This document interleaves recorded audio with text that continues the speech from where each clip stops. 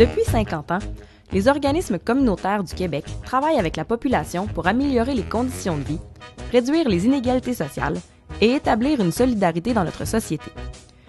Dans le contexte actuel d'austérité, ces groupes sont de plus en plus appelés à pallier les compressions budgétaires dans les programmes sociaux et les services publics qui viennent briser le tissu social bâti au fil des luttes.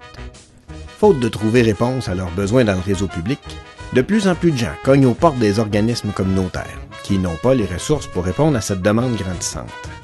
Pour tenter d'offrir le plus de services et d'activités possibles, plusieurs groupes se tournent vers diverses formes de partenariats, ou encore vers des projets soutenus par la philanthropie ou l'économie sociale.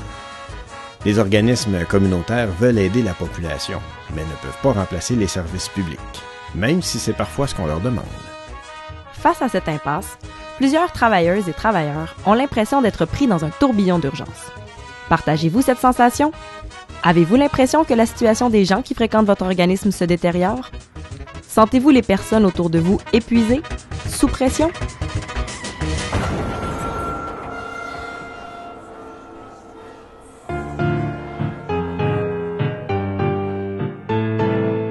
Pour réfléchir aux enjeux qui touchent des milliers de groupes au Québec, la Coalition des tables régionales d'organismes communautaires a pris un temps d'arrêt pour organiser des états généraux. Cette démarche, qui s'est échelonnée sur 2 ans, a culminé par une rencontre nationale au printemps 2015.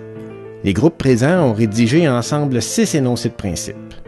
Ils ont affirmé vouloir se faire connaître par l'ensemble de la population du Québec, se réapproprier et transmettre les valeurs, le langage et la philosophie de l'action communautaire autonome, conclure des partenariats qui soient transparents, volontaires, libres et respectueux, en finir avec la précarité de leurs conditions de travail, être reconnus pour leur expertise et financés adéquatement par le gouvernement, continuer de lutter ensemble pour dénoncer les mesures d'austérité et pour que ce mouvement d'action communautaire unique au Québec joue pleinement son rôle de moteur du progrès social.